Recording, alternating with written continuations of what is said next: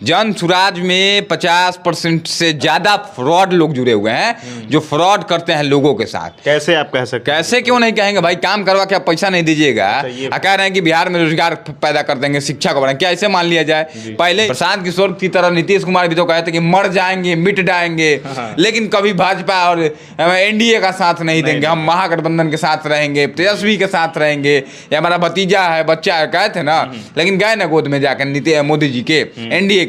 तो राजनीति में कोई किसी का नहीं होता है, मुंह से निकल गया मान लीजिए। देखिए, बिहार विधानसभा चुनाव से पहले प्रशांत किशोर जी ने कहा था कि अगर जेडीयू को 25 से ज़्यादा सीटें आती हैं तो मैं संन्यास ले लूँगा।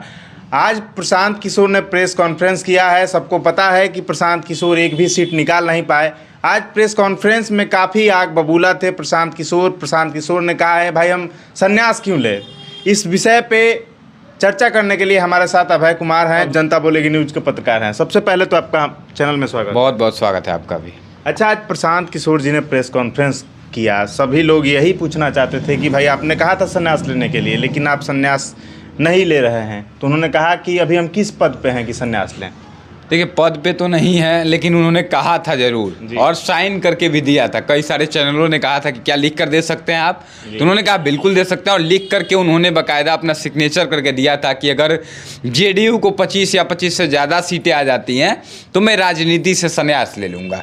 लेकिन अब तो जेडीयू को बहुत ज़्यादा सीटें आ गई। उन्होंने जितना कहा उससे मुझे लगता है 3 गुना ज़्यादा सीटें, 3 गुना से भी ज़्यादा सीटें आ गई हैं। लेकिन उनका कहना ये भी सही है कि आखिर किन वजहों से इतना सीट आ गया, और ये बात हर कोई जानता है, देश का बच्चा जानता है, देश का हर एक आदमी जानता होगा कि जेडीयू को अगर ज़्यादा सीटें आई हैं तो इसके पीछे जो 10,000 रुपया बांटा गया वह कारण भी है। उसके बाद भी और सारी योजनाएं, जैसे कि किसानों का जो था 6,000 की जगह 9,000 कर दिया गया सालाना जो मिलता था, हालांकि वो तो केंद्र का है, लेकिन चुनाव से ठीक पहले हुआ। उसके बाद आंगनबाड़ी सेविकाओं का पैसा बढ़ा दिया गया, आशा लोगों का पैसा बढ़ा दिया गया, ममता लोगों का पैसा बढ़ा दिया गया, तमाम चीज़ों को बढ़ोतरी किया गया, बिजली मुफ्त कर दिया गया। कई सारे विधायकों ने ज़मीन फ्री देने को कहा। सभी चीज़ों को एक फैक्टर देखा जाए तो कहीं ना कहीं ये जो फ्री वाला लालच था, इस वजह से जो है बिहार के लोग जो है नीतीश कुमार पर और एनडीए की सरकार पर भरोसा कर लिए। और मुझे लगता है कि प्रशांत किशोर ने जो कहा था कि हम संन्यास ले लेंगे, उनको संन्यास लेने की ज़रूरत नहीं है। हालांकि जोश में लोग कह देते हैं, और रहा बात संन्यास के लिए अगर आप पूछते हैं बार बार सवाल, मुझे लगता है कि सवाल आप पूछ सकते हैं, लेकिन आखिर क्यों ले संन्यास प्रशांत किशोर? प्रशांत किशोर की तरह नीतीश कुमार भी तो कहे थे कि मर जाएंगे, मिट जाएंगे, लेकिन कभी भाजपा और एनडीए का साथ नहीं देंगे, हम महागठबंधन के साथ रहेंगे, तेजस्वी के साथ रहेंगे, या हमारा भतीजा है, बच्चा है, कहे थे ना, लेकिन गए ना गोद में जाकर मोदी जी के, एनडीए के। तो राजनीति में कोई किसी का नहीं होता है, मुंह से निकल गया मान लीजिए। अच्छा, एक और बात प्रशांत किशोर जी ने कहा है कि अगर नीतीश कुमार जी जिन महिलाओं को 10-10 हज़ार रुपया दिए हैं, जिस परिवार को दिए हैं, अगर उन परिवारों को 2-2 लाख रुपया दे देते हैं तो प्रशांत किशोर जी बोल रहे हैं कि हम संन्यास ले लेंगे। प्रशांत किशोर जी संन्यास नहीं लेंगे अगर 2-2 लाख दे देते हैं तो भी, चाहे जो भी हो जाए। प्रशांत किशोर को अगर संन्यास लेना होता तो इंसान राजनीति में आता ही नहीं। हालांकि मैंने पहले भी कहा है, आज भी आपको कह रहा है, प्रशांत किशोर चुनाव हारे हैं, लेकिन फायदा उनको बम्पर हुआ है इस चुनाव में। मुझे लगता है कि सबसे ज़्यादा फायदा वाली अगर कोई पार्टी रही तो जनसुराज रही। भले एक सीट भी नहीं आए, लेकिन प्रशांत किशोर को पर्सनली बम्पर फायदा हुआ है। अगर देखा जाएगा तो मैं तो कहूँगा, तो हालांकि वीडियो ज़्यादा वायरल होगा तो दिक्कत हो जाएगा, केस वेस करवा देगा प्रशांत किशोर, लेकिन बम्पर फायदा हुआ है। मुझे लगता है इतना हुआ है कि क्या दूं तो बिहार के लोगों को विश्वास नहीं होगा। तो संन्यास लेने की जरूरत नहीं है। प्रशांत किशोर का देखिए, भले उनको सीट आया या नहीं आया, उनकी पार्टी अच्छी है कि बुरी है मैं अब नहीं कहूँगा, क्योंकि मुझे बहुत सारी चीज़ें निगेटिव उनमें लग रही है उनकी पार्टी में, लेकिन इतना जरूर कहूँगा कि प्रशांत किशोर ने जो मुद्दा उठाया था वो मुद्दा जेन्युइन है। आज भी वो मुद्दा पे ही कायम है, और आगे भी वो कह रहे हैं कि हम बिहार में पलायन, रोजगार और जो भी चीज़ें हैं, जो मुद्दों से बिहार भटकता रहा है, उन सभी मुद्दों को हम उठाते रहेंगे। अच्छा, प्रशांत किशोर जी ने बिहार की जनता को खूब समझाया, लेकिन जब भी वो समझाते थे और जब भी उनका भाषण होता था तो वो डायरेक्ट नहीं कहते थे कि मुझे वोट करिए। वो कहते थे कि आप अपने बच्चों के लिए वोट करिए, आप शिक्षा के लिए वोट कीजिए।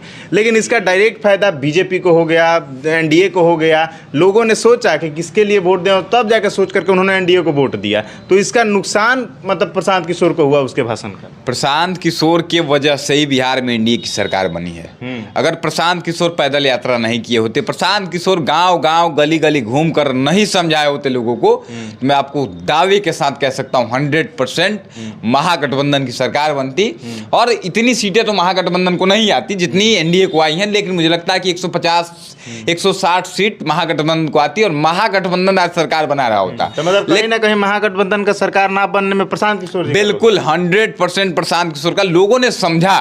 प्रशांत किशोर ने जो समझाया लोगों को कि मंदिर मस्जिद मुद्दा नहीं होना चाहिए। इस बार चुनाव में मंदिर मस्जिद मुद्दा नहीं था, 5 किलो राशन भी मुद्दा नहीं था, मुद्दा था कि रोजगार, शिक्षा, फैक्ट्रियां बैठनी बिहार में। तो मोदी जी ने कहा, तो चुनाव जीतने के बाद भी बहुत अच्छा लगा ये बात मोदी जी का कि चुनाव जीतने के बाद जो उनका पहला भाषण था, उन्होंने कहा कि अब बिहार के लोगों को बिहार के बाहर नहीं जाना पड़ेगा। ये चीज़ें पहले नहीं हुई थी। इसके पहले जब चुनाव एनडीए ने जीता था, चाहे जब भी चुनाव जीता है, देश में भी जीता लोकसभा का चुनाव, तब भी उन्होंने ऐसा नहीं कहा। लेकिन इस बार चुनाव जीतने के बाद अगर मोदी जी ने कहा कि अब बिहार के बच्चों को बिहार के बाहर नौकरी करने नहीं जाना होगा, हम कुछ ना कुछ व्यवस्था यहाँ पर बनाएंगे, तो मुझे लगता है कि इस वजह से लोगों ने भरोसा एनडीए पर जता। और रहा बात जन सुराज की, आप कर रहे हैं, कोई भी पार्टी इतना कम समय में आकर के अपना प्रचंड बहुमत के साथ सरकार नहीं बना लेती है। आज तक का इतिहास उठा के देखिए, प्रशांत किशोर और जन सुराज ने अच्छा खासा नाम कमाया है, चाहे वो पैसा खर्चा करके कमाए, चाहे इलीगल तरीका से कमाए। उसमें इलीगल तरीका भी है जिसमें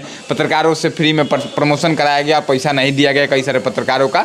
वो सब अलग अलग कारण है, गाड़ियाँ घुमवाई गई, गाड़ी वालों को पैसा नहीं दिया गया, बहुत जगहों पर आपने वीडियो देखा होगा।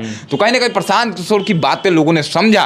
प्रशांत किशोर सफल है अपने कैंपेन में। प्रशांत किशोर की बातों को लोगों ने समझकर एनडीए को बेहतर माना, क्योंकि प्रशांत ने वोट तो मांगा नहीं था।